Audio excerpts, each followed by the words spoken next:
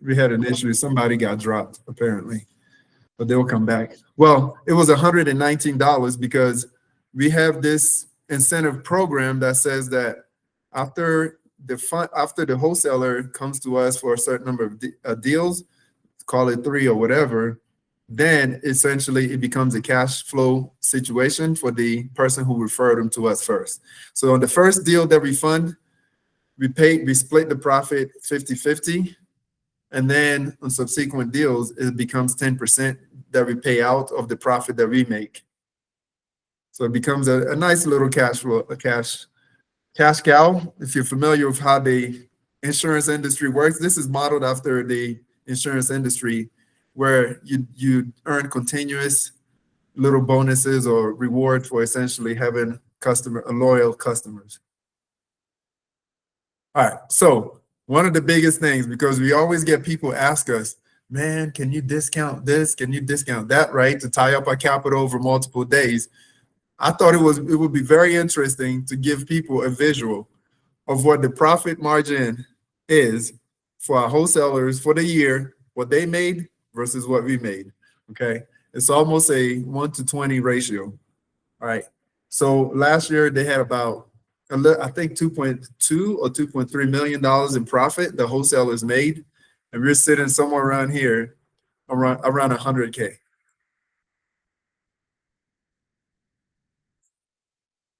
And then statistically, always people want to know what the deal sizes look like and what the distribution of those deal sizes were.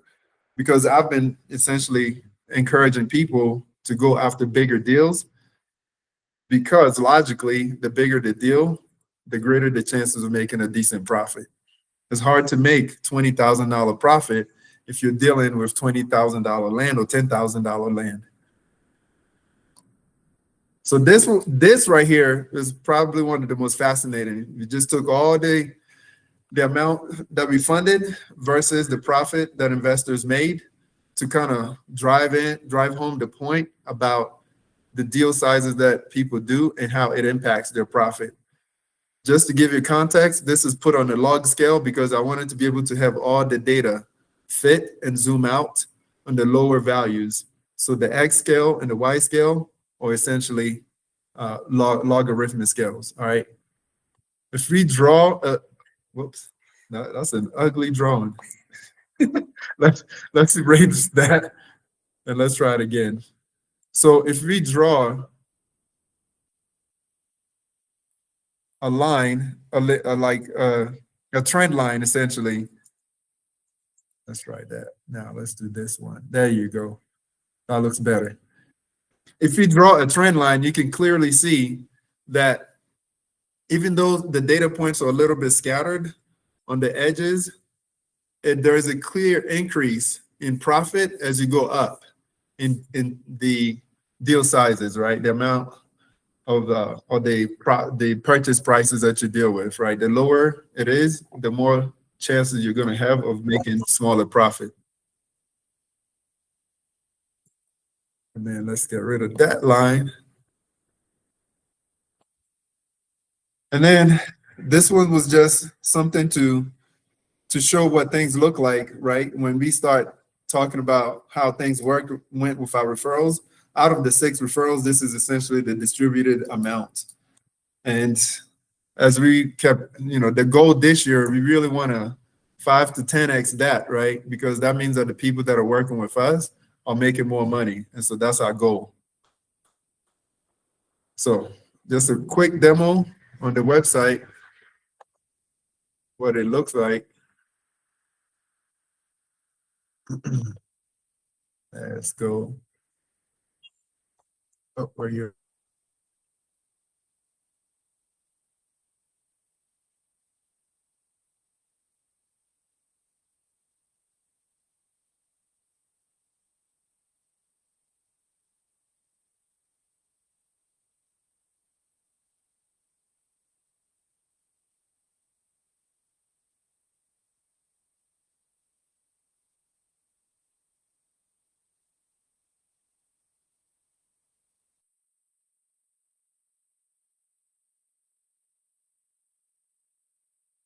Hear me?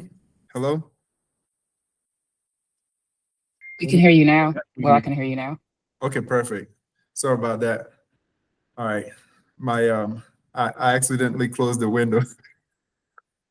try to get to, try to get to this website. But basically the website is Right here. this thing. Why is this thing in my way? All right, there you go. Perfect. All right. So this is the newly redesigned website. You can't see it. Share that. Yeah. I said something else. This first one. Right. Okay. So that's the newly designed website that we have out there for essentially everybody. But the special thing about this is for the people that actually work with us, they have the ability to log in to the website. And this is a demo account that I've put together to essentially show you what it looks like. And when you log in, what it does, it gives you a dashboard, right? The profit that you've made since you've been working with us. And we keep all that inside our CRM, so it populates for you guys. You can go over to your dashboard, and every single location in terms of state where you've done deals, it's going to show you. The map is ugly. It's a digital map. I couldn't find a real map. And so I'm still working on this, but this gives you an idea of the states in which you have transacted. And on the left-hand side, it shows you what stage your deals are in as we're moving through the coordination and the closing schedule with the title company or attorney. And so that is available to all of the people that work with us. Up here, you can, again, you see we have different stages. You can always filter, hey, where's this particular deal at, right? And all these are filtering buttons for you to know what's going on, okay? And I think they can see, yeah. And then on the, again, more filtering. If you want to filter based on whatever criteria, we have all that built in here. And since we know that people that also work with us sometimes bring us deals or they're referral partners, what we do have is also when you switch over from your deal section to your referral section, it gives you a referral dashboard. And then with that, again, you can see how much money you've been making in terms of referring deals with us, how much of that would be funded, and what that turned out to be in terms of profit for you, just to send people to us to work with us. Again, these are all different stages for filtering. We show you a map again, and then this dashboard, this right here, will essentially show you all the amount that you've made, let's say monthly, as you've been working with us. And then at the bottom, it allows you to keep track of the referrals. So anyway, that is pretty much that with the website. For people, we do give proof of funds. And so for people who want proof of fund letters for their sellers and stuff like that, that's also available. When you log in here, it'll take you to this Google form. I'm gonna change this very shortly into one that is directly sourced from the website. But for now, it's a Google form. You fill it out and it automatically send out a proof of fund letter to you so you can use it. We've had instances, and just as a caveat, because we've had instances in which the representatives from the sellers, whether it's the real estate agent, we've even had one who was an actual mortgage lender call us to verify that we were real people and that we could fund the deals that we said we could fund, right? So we got on the call. So it's beneficial when you're doing these kinds of things to send a proof of funds letter. We know you, because when we talk to them, we had one person before I moved it into an internal website where you have to log in. That way I know we've already worked together. We had one person actually send it to a mortgage lender, and the mortgage lender called me. And he wanted to know, hey, do you know this person? Do you know that he's trying to purchase a property that is basically, you got to tear down to essentially build it, and all those things, right? And I had to explain to him, yeah, I actually had a conversation with this guy, but not much. And so I didn't even know what kind of deal he was working on. And so we had I was honest. Yeah, I spoke to him. I gave him the proof of fund letter. We can fund it, but obviously we do transactional funding. So we're not equity partners. We do debt funding. Money goes in, we record, the deal closes, our money comes back out. So for us, the asset type that we are funding really doesn't matter. If it's a shack that's on a piece of land that's worth a lot of money and somebody's worth is trying to buy it for more than you have it under contract for, we're good to go, right? So that's what transactional funding is, okay?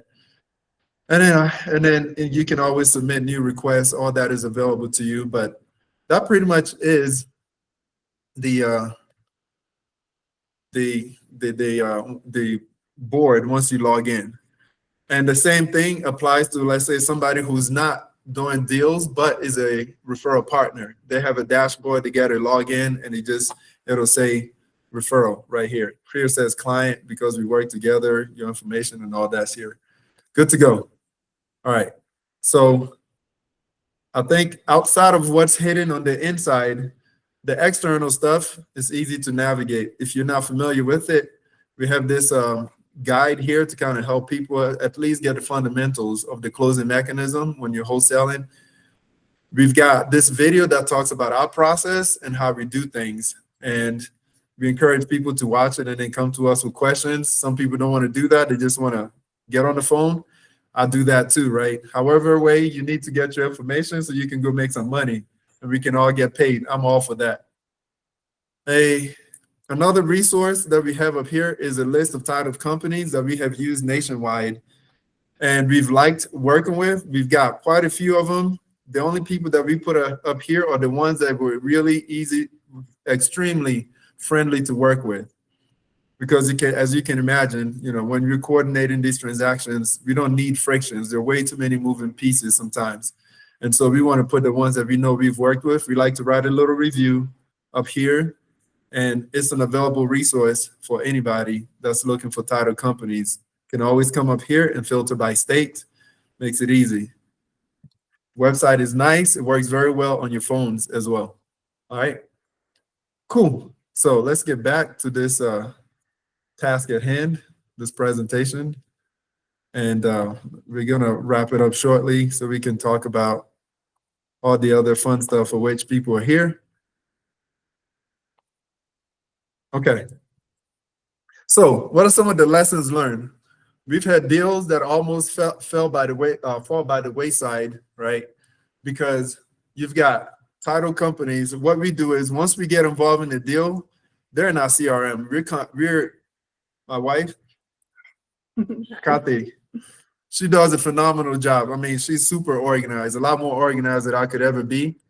And so she really stays on this title companies to get the status, where the deal is in that process, to walk it along, right? And the follow-up sequence cadence is the same thing that you do when you're following up with a seller who's motivated, but might have a little bit of cold feet, right? So you get on them until they come to the table and we close this transaction.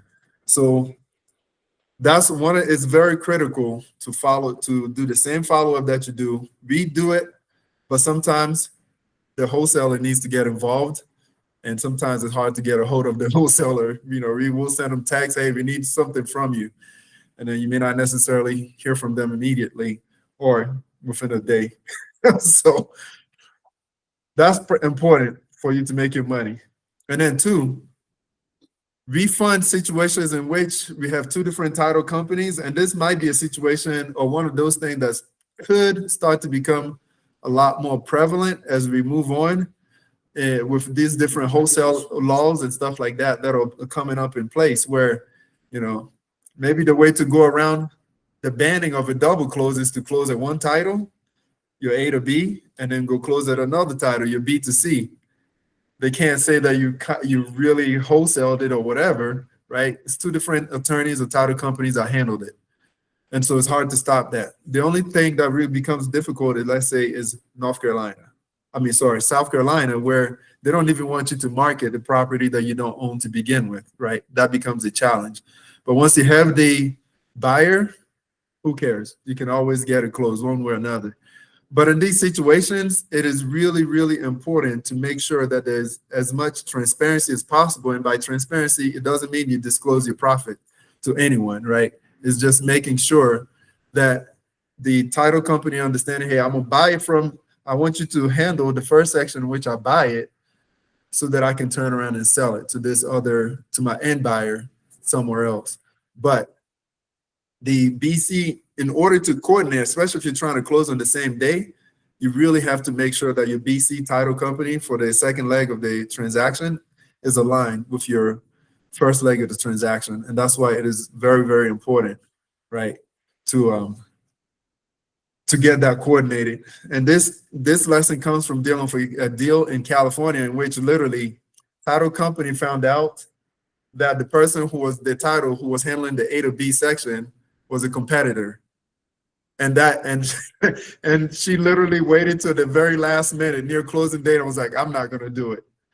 And just threw the whole entire deal into some kind of disarray. And we had to hurry up and find a new title company to handle the B2C side. Seller was anxious, was getting cold feet, started extorting one of the wholesalers, was like, hey, listen, you've taken 24 more hours. I think I need $5,000 more, right? Otherwise, I'm not selling, okay? And you can't really force somebody. I mean, you can take them to court, right, to perform, but that's going to cost you probably a lot more money than that, right?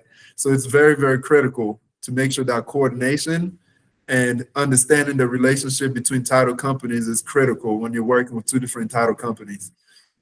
And then the biggest lesson is start learning creative finance, and I think that's what we're going to get into.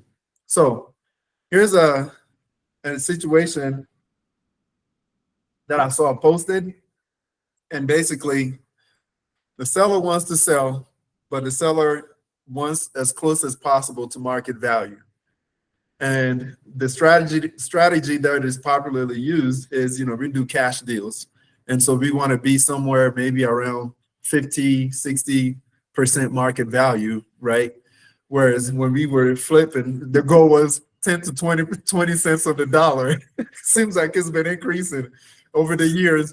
But in this case, the guy's comfortable doing 50 to 60%, but the seller is like, no, I'm not taking that, right? And so now he knows, well, based on consultation with a realtor, I could divide it. The seller wants close to 100K. I could probably sell it for 170 if I divided the land. Well, so how do I get the seller, right, to agree? And it's one of those things where you have to understand what you're getting into, and then maybe go back to the seller and use some sort of creative financing mechanism of getting them committed, right? Maybe they can get 100K. If you know you can make 20K, instead of throwing this lead away because your only option is a cash deal, instead of throwing this lead away, now maybe you can make 20K by saying, you know what, I give you the $100,000 that you want if you give me a certain amount of time to give it to you. Maybe I'll make a down payment, right? That is within my budget, or I'll get an EMD loan to take care of that so that we can make this deal happen. Because I know maybe it'll cost me, the realtor thinks 170. Maybe they're being too optimistic. Even if it's 150 and it costs you $15,000 to take care of the whatever, maybe the subdivision, plating, and all that cost, you're still going to make some money. Whereas in the past, you would have probably tossed that away as a non-workable deal. So anyway, what's happening and what we're seeing is in the land space is starting to become a little bit more efficient. And so this understanding creative financing options is something that's going to become more and more necessary for you to continue to do the level of transactions that you're doing. So some of the popular in the house world anyway, you can have 100% seller financing, right? You give them what they want, maybe they give you the term that you want. It all depends on how you converse with the seller to see where they are, right? And then you can do seller carryback. They're popular in the house world because they like to essentially buy a house, apartment, whatever, with zero down payment. They get a loan. They get transactional funders like me to come in, right? The loan might be 70% LTV. We fill in the 30% LTV. They buy it. The seller turns around and essentially gives up some of the equity that they have back to us, and then they have a note on it, so they collect monthly payment. It could be for whatever reason, including tax purposes. And then you have subject to, right? This is, the house maybe doesn't have much equity in it, and you just want to take over the mortgage payment, the seller gets out, and now it's yours, right? There's some ethical, not ethical, but there's some challenges and things that you have to watch out for, like a mortgage getting called back. Then you gotta really have an exit strategy in place. So anyway, deal funded. One of the most interesting deals that we funded last year that I haven't forgotten, and I thought I would share that. We had someone reach out to us and say, hey, I've got a need for essentially funding. It's not a double close, but here's the situation. He's got parcel under contract with the seller for $400 and some $1,000. He needed $100,000 down payment before the end of before the end of I guess the due diligence. I can't remember, but basically the down payment was $100,000.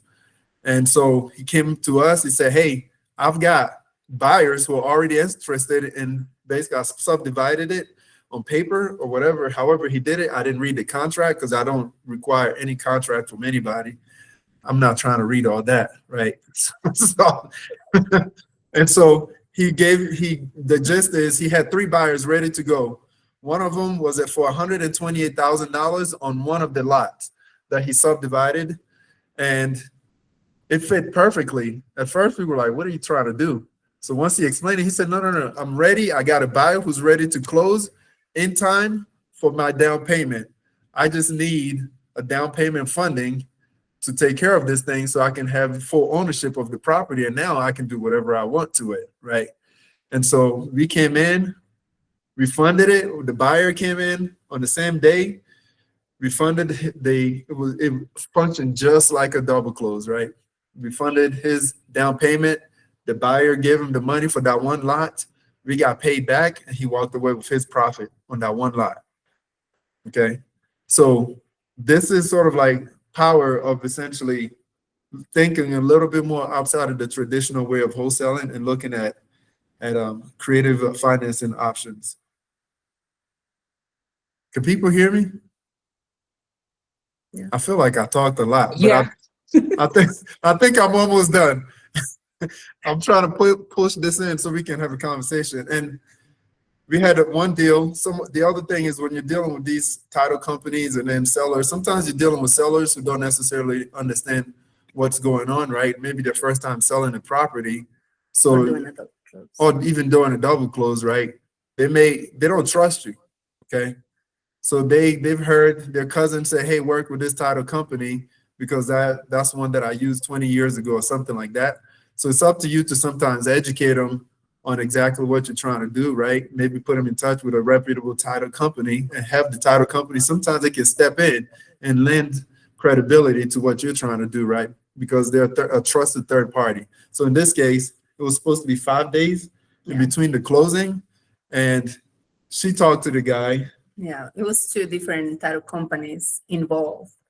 And they were trying to have the deal done in 5 days. So fully close the AB and have 5 days and then do the BC. And fortunately, too, we have worked in this state and we had a really good title company.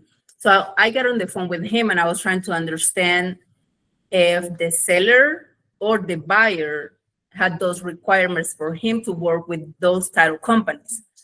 So he was saying, no, really, it was the buyer, that he liked it. And then the seller said he had, one, but none of them were pushing him to use their own title companies.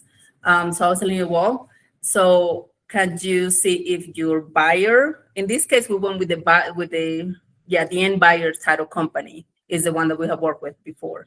So well, can you talk to your seller and see if they have any issues to move the deal completely to the old title company and then close the transaction same day? And he was like, can you do that? And I'm like, sure we can. So I was okay. I have a really good relationship with the seller, which comes back to the follow-up that we did so well when we were land flippers. But he had a really good relationship with the seller, so he was able to talk to them, and then they were, we just want this closed. To us, it doesn't matter. So we were able to move the deal and made the introduction to the That was in Alabama, Relay. yeah, in Alabama. I did the introduction to the agent that we work with in Relay, and then and it was okay. Yeah, we have the end buyer. We're good to go. We will take whatever the title company have done, and we can get the this done same day, no issue. So we were able to move the deal and get it done. And then because I think a big part of what we try, like we are very flexible on working with different title companies, working, some cases multi-day when it's needed.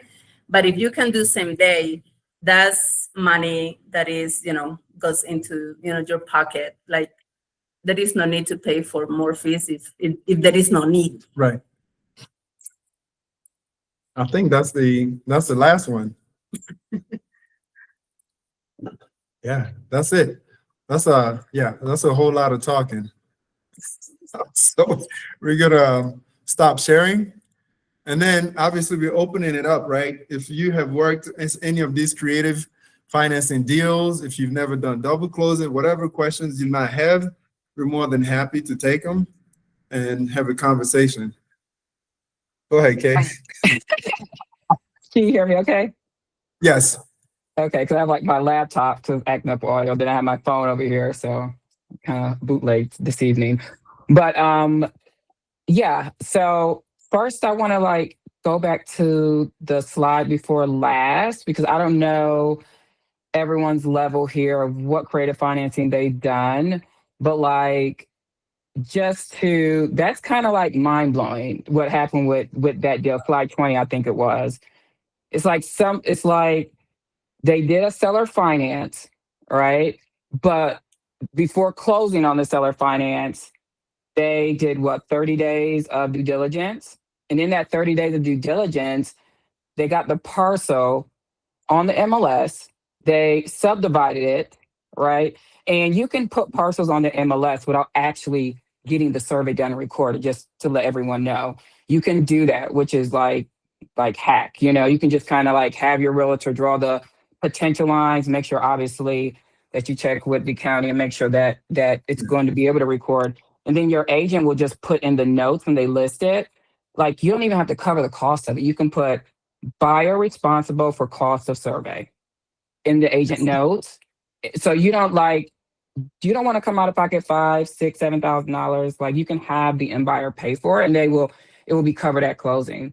So I've seen it done plenty of times, especially in South Carolina, because you can't really do double close in South Carolina. So seller finance is kind of like that workaround.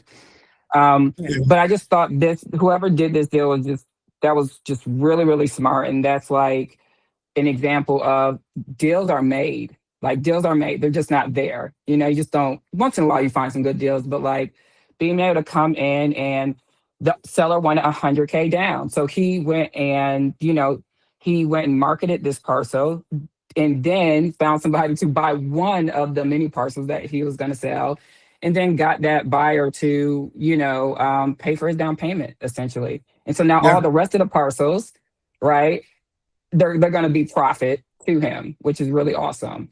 And he has title to the rest of them, right, as he sells them off. So I just thought that was genius. It was like a mini double close mixed with like seller finance. Yeah. So that is really, really awesome. So I'm gonna try one of those this year. Yep.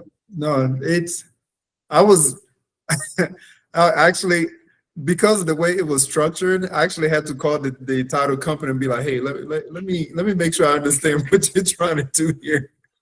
Right. I'm getting my money back, right? Right. That's all you care about. Like, we're getting our money back, right? I'm not Okay. doing All a right. 30-day EMD or anything like that, right? Correct? He was like, yeah, we got to fix. This is exactly what's happening. I was like, oh, that's pretty cool. And that's to that point, that's when you realize what's working with really good title companies, with people who really understand.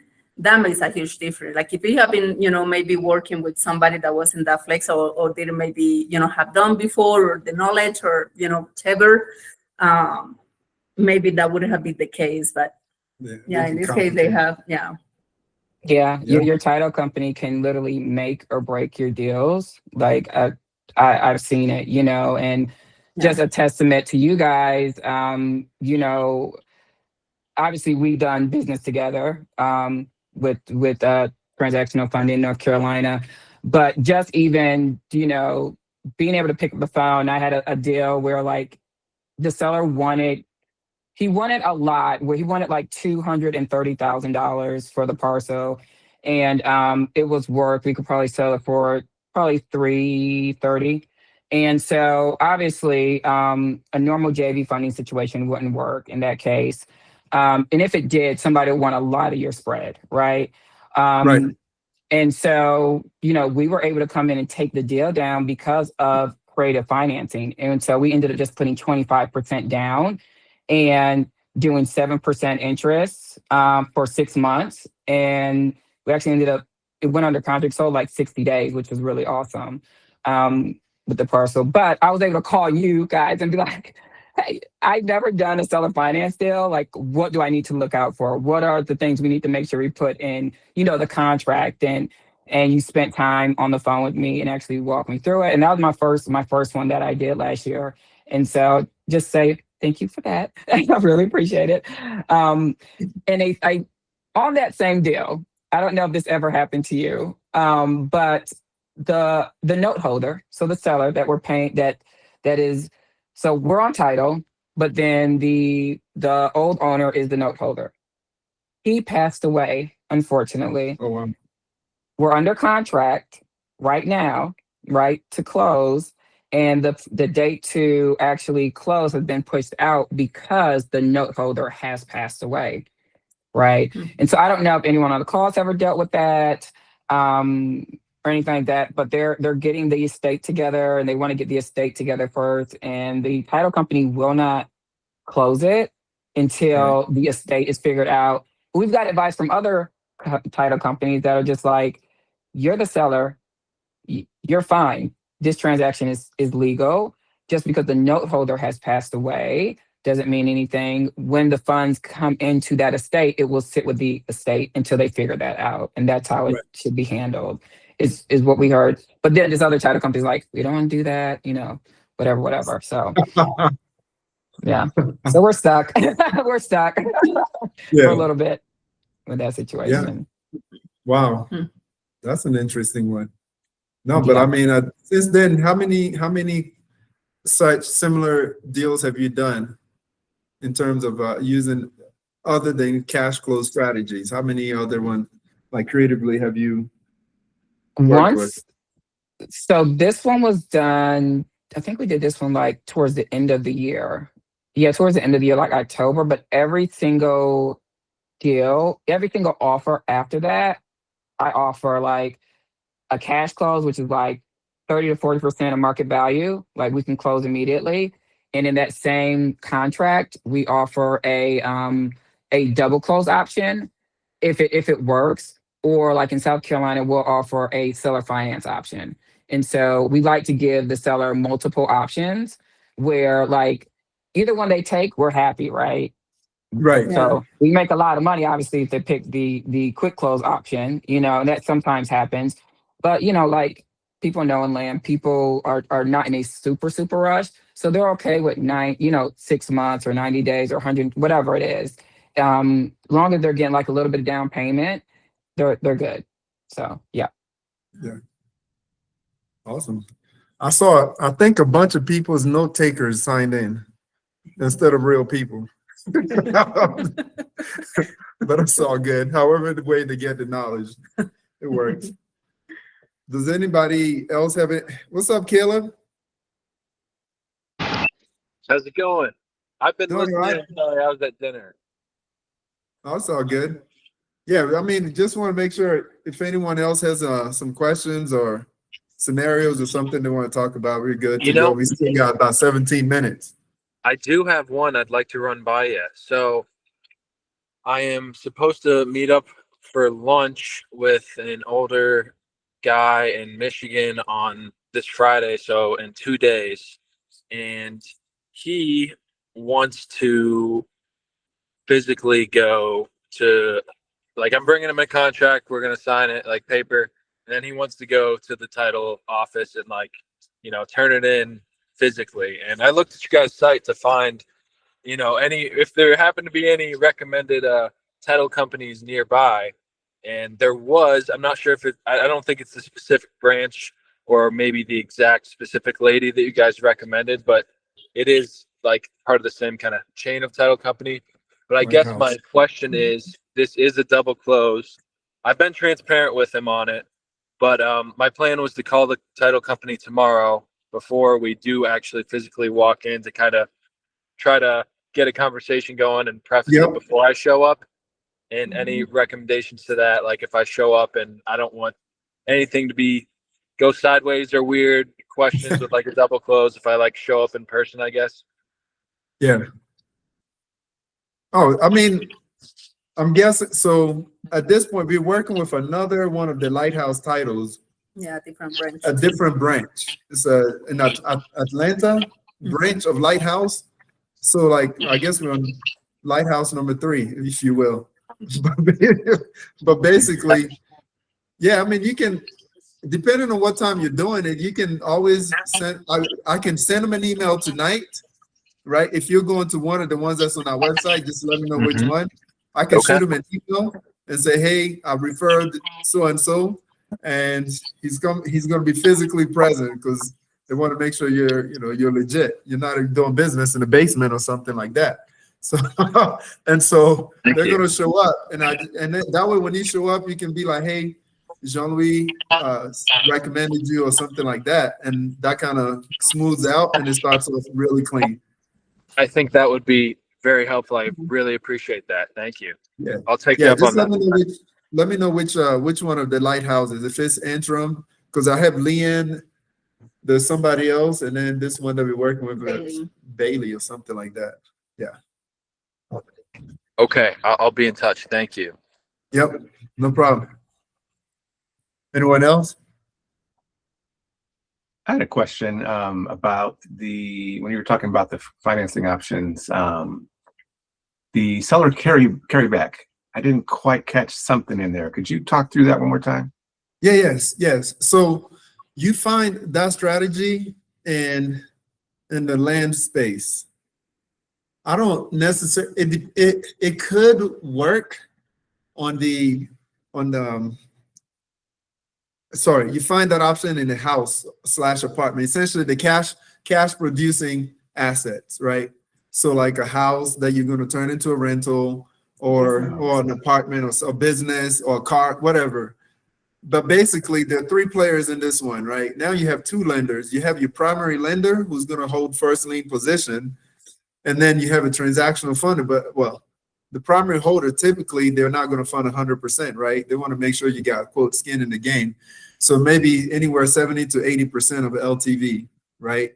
And then they say, then we want you to bring in the other 10, 20, or 30% to bridge that gap. And so what ends up happening is that primary lender, when people are buying these houses for 0 money down in a house for 0 money down, that primary lender is usually an asset-based lender, right? So they're gonna give you the loan and evaluate the asset, not you. As far as they're concerned, the requirement from your finance is very minimum, but they're not doing the blue glove treatment that a bank typically would do, right? Or they want to look at everything. They're just going to value the asset, make sure that it can pay for itself, basically. So it's a DSCR, debt service coverage ratio loan, where they want to make sure that the income that the asset produces is equal to or greater than the debt that will be generated. And so once that happens is we come in with the remaining 10, 20, 30%, and then we go to title company, you quote, buy it, money exchanges, but it goes in the escrow account of the title company.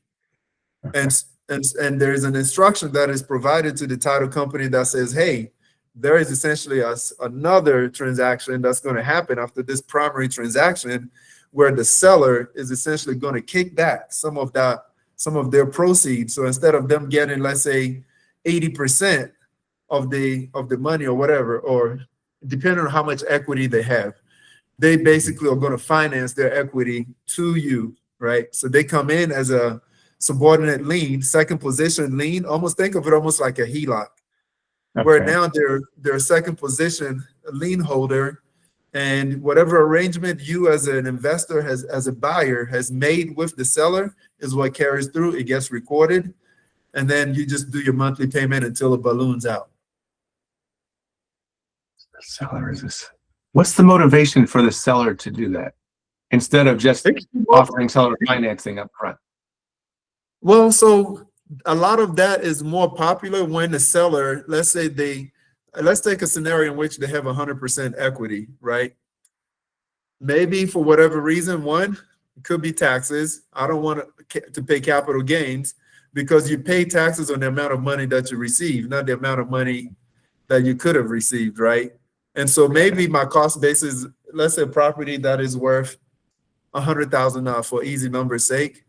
Maybe, well, so let's say it's worth 200. Your cost basis is 100, for example, right? You can take up to that $100,000. You sold it. You haven't really realized any gain, but you can then stretch out your equity of an additional 100,000 over a certain period of time, 2, 3, 5 years or whatever, and just pay smaller amounts in taxes. That's the tax play is a good one.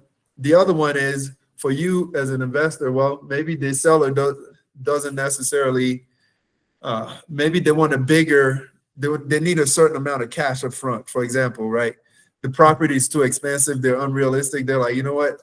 I got all this equity in it, but I need $100 and whatever $1,000, right?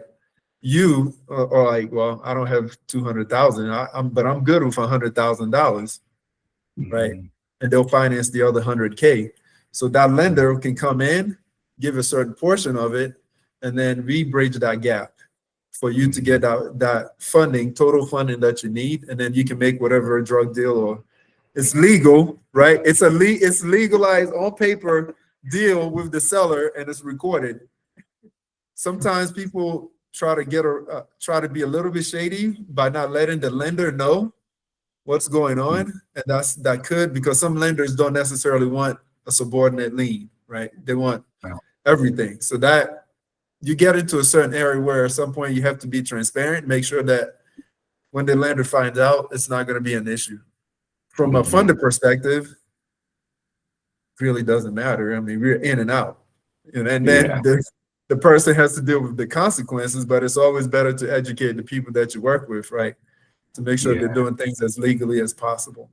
Now, speaking of that, I think I skipped over something, so I'm going to come back to the website real quick, because I actually do have a calculator that talks about that kind of scenario, okay, on the website. With the carryback method, because I know some people who do it, and it's really nice when someone has like over half of equity in their home. And what they do is as the investor, they pay themselves like an acquisition fee out of that equity at closing. And, that's non-taxable debt, because it's debt. You file a debt when you do taxes, which is really awesome. I never, like, when you hear of these creative financing things, like conceptually, you're like, okay, but you don't understand until you do them. Like double close, I was like, okay, until I did one. I'm like, okay, now I understand it. That's kind of how I feel about the carryback thing. So there's essentially two closings, and does everyone see the same thing on the HUD, or is it like separate HUDs with the carryback method? So that first closing is a normal real estate closing where you're getting a lender involved. Then what ends up happening is there's a set of instructions provided to the title company or the attorney that says this amount of money needs to be held back, and the seller has signed off of it, saying that this amount of money needs to be held back and given back, let's say, to the investor, right? That's how they say sometimes you can actually make money buying a property right? And so because that amount gets kicked back to you, we know that we can get paid, but it's just that it's a lot of moving pieces in that transaction. But yeah, on the second part, they're just recording the fact that there's a lien against it for this amount of money or whatever, right? And that's the agreement that you have. So you have the first agreement, I'm buying it from you, Mr. Seller. The second agreement, which is the second close, is you essentially then turning around and giving me a loan, right? That you're going to carry. Got it. Yeah, and so Okay. like on the site here, which one am I even on? Can you see? So I actually have the calculator. I have the normal double close calculator where you put in your number if it's the same day or up to 3-day closing, and it'll spit out the fee, how much it costs you. So there's nothing hidden here, right? So it's transparent as you're gonna get. Everybody else, you gotta call them and do whatever before they can even tell you. We don't do that. So when you come to us, you know you're ready to go with us. But this Morby deal, because Pace Morby decided to put his name on it, right? But it really is a seller carryback. But this is what that calculator looked like. You can see that it's a much more complex transaction, right? Funding requirement. We need to know, for example, what's the purchase price? How much is the seller willing to carry? Is there a mortgage balance? Because then that tells us the equity that the seller has, and then because you cannot carry you can't carry 100% of the value of the property if you have a mortgage on it, right? And then how much is the seller actually willing to carry out of that amount, right? And then if you want to have closing costs that you want to estimate, you can put all that up here. And like the DSCR lender, the asset-based lender, how much, what are they going to do? Is it 75%? Whatever that percentage, you put it there. And then the down payment is basically whatever they don't cover. So that breaks that up. And then based on that, I calculate the note term that for the lender and then the seller. So you can put in here the seller is willing to carry for 7 years, but it's amortized. Sorry, the percentage that you agree with the seller, you put it there, and then how much the amortization is. Now, what I don't take into account is the balloon period, right? Because it can be amortized for 30 years, but balloon in 3. Okay, and so all of that is here. So essentially, you know what the monthly payment is as a buyer. You know what your monthly payment to the seller and to the asset-based lender is going to be. And then based on that, well, after looking at all these things, it basically be like, okay, for $1.2 million, you're buying a property that's $1.2 million, $0 out of pocket. Seller is carrying 600K of it. Basically, it's going to cost you less than $9,000, for example. You didn't come out of pocket. All that came from that seller carry. Now, you could argue, yeah, money is like energy, like first law of thermodynamics, right? Energy is not, it's transferred. It's never created or destroyed. There's a finite amount of it. And so it only transfers, okay? It's the same thing here. This is not magic. Somebody is paying for this debt. And ultimately, it's you. It's just that it got amortized by the seller. Okay. But if it's a cash flowing asset, what do you care? You got an asset, and then with the big, beautiful bill these days, it's even more beautiful, right? Because now you can do a cost seg on it and take as much losses as you can in year one. So you might end up with for $1.2 million. You might end up with an $800,000 loss, right? And if you have an active income, guess what? That's going. It's not a passive loss, right? There you go. So you're paying zero taxes for a long time. This could work in land too, just because on bigger stuff, right? It wouldn't make sense with small stuff. But a lot of land is owned outright. So it's just equity there. And this is interesting. Yeah. Okay. Thank you. Yeah. So, and then, try to highlight, let's say, for example, if you're talking to a seller and you want to go over this thing, explain the concept, you could have the seller go to the calculator. Both of you look at it, for example, right? Hey, Mr. Seller, you're going to walk over $891,000, and then you're going to finance $309,000 of it to me.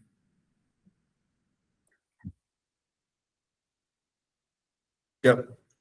That's genius. Yeah. So anyway, all that is available.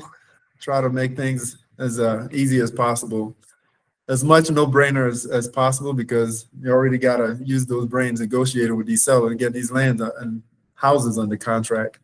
Why complicate the other part of it? Yep. So I think we're on time for closing. I just want to make sure we're good. We answered all the questions that people had. and those note takers, the AI note takers.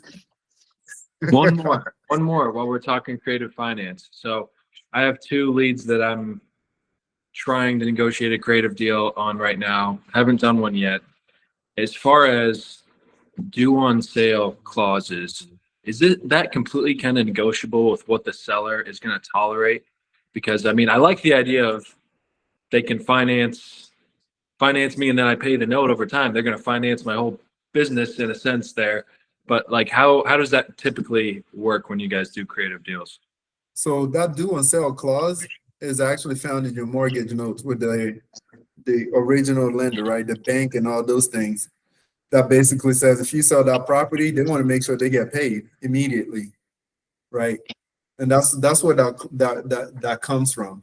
Sure. But if it's not an institution like a bank or something like that, and it's a private money lender or whatever, it's one of those things you guys can get on the phone call and negotiate things. But banks have a lot more stricter rules, right? And they're not gonna, most of the time, they don't go around looking at county records to see if title has transferred. And that's how this thing goes in the subject too. You keep paying the mortgage so the bank is happy and they don't go digging around to see, hey, why has my cash flow stopped? Like once somebody starts defaulting, that's when they go and investigate to see what happened. And that's when they'll discover that, wait a minute, John Smith sold this property and we didn't know about it. Oh no, we don't want that. Pay us now. That's when that due on sale clause starts to kick in, right? Once they find out. Otherwise, as long as they're getting paid, the bank is not going to the county. That takes time and effort for them to go dig to find out. Does John Smith still own the property that we financed X number of years ago? They only care about getting paid. Got it. So with an independent kind of seller that we're finding off-market deals for, it's just kind of completely negotiable on what they're willing to tolerate, because if we're going to seller finance something and then go flip it immediately, meanwhile, they might have tax planning based on, their down payment and those payments being spread out. Like, is it kind of just completely negotiable whether they want to secure that against another asset we have, or like kind of up in the air? Yeah, let me preface that by saying I'm not an attorney. But yeah, fair enough. Right? And I'm not a CPA.